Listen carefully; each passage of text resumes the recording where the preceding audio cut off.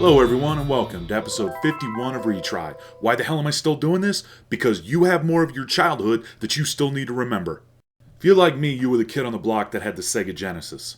And the first time I saw this game, I was like, oh god no, not a little kiddie game.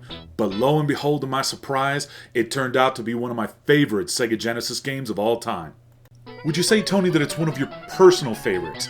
Yes, Tiny Toon Adventures, Buster's Hidden Treasure, released in 1993 by Konami. Montana Max, resident douchebag, steals a treasure map from Buster, then steals all the ladies, and you know what Buster's got to do, he's got to get down to business and save everybody. Montana Max enlists the help of Dr. Gene Splicer, who proceeds to then brainwash all the other Tiny Toons characters, and they're going to be the bosses in the game.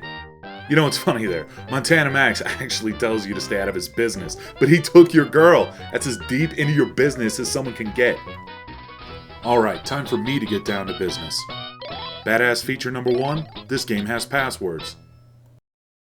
So you start with an overworld map view that you use to select what 2D levels you're going to play.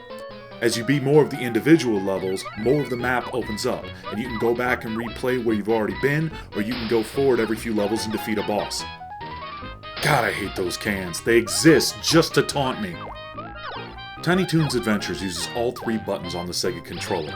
You have a jump. If you press forward and hold it down, you can start running fast. It gives the game a real Sonic feel. You've got a dash attack. And you can also kill enemies by jumping on top of them Mario style. The final ability in Buster's arsenal, you can see right here. You actually collect these power-ups throughout the level, and these are friends that you can bring in to assist you. As you'd expect with a 2D platformer, exploration and taking chances is key. Sure, getting caught in a sandpit could kill you, but it could also lead to an extra life.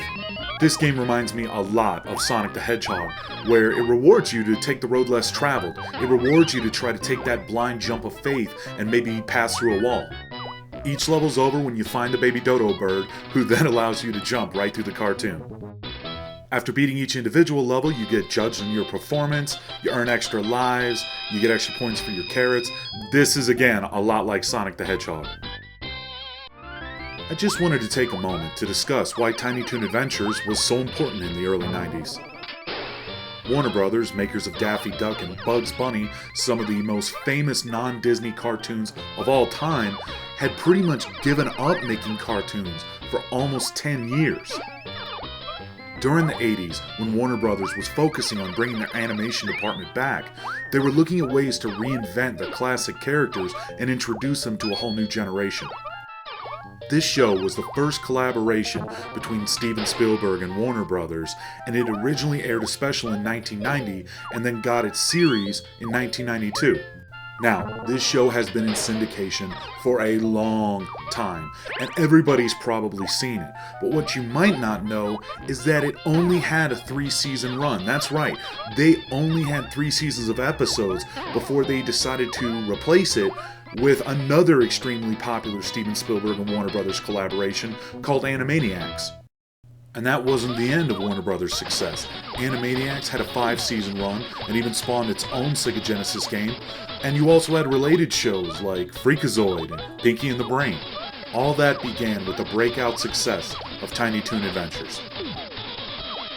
The goal of each boss fight in Buster's Hidden Treasure is to defeat the mad scientist there, Gene Splicer, and free your brain-controlled friend. Like many games of the time, each boss has kind of a pattern, and you just keep dodging Dizzy Devil and jumping on Gene Splicer's head till you win.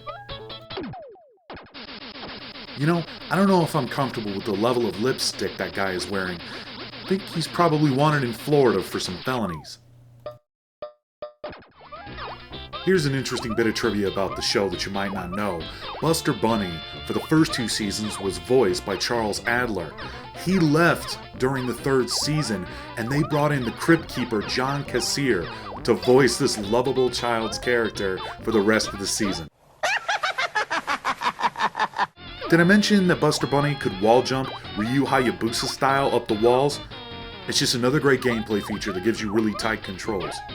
My only real complaint about Tiny Toon Adventures Buster's Hidden Treasures controls is actually the regular jump. Sometimes it's jerky and it's hard to judge distances, but you do get used to it. It's not a deal breaker.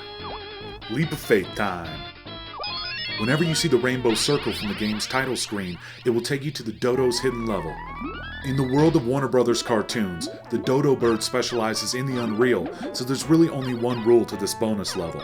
Get as much loot as you can and don't touch the Dodo. If you do, the bonus level's over.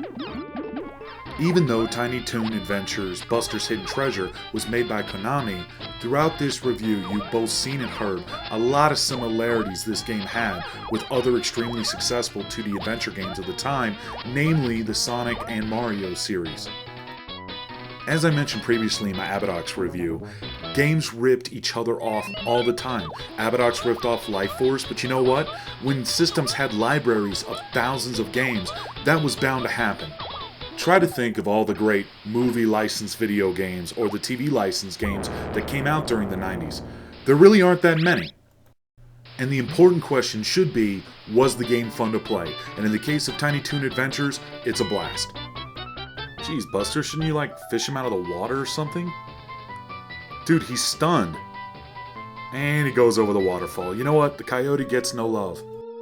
If you want your own copy of this great game, check it out on eBay. It's only $5 and it's definitely worth the price. This is one of the most underrated Sega Genesis games of all time. Thanks for watching. With VideoGameSaga.com, this is Tony B, and I'm out.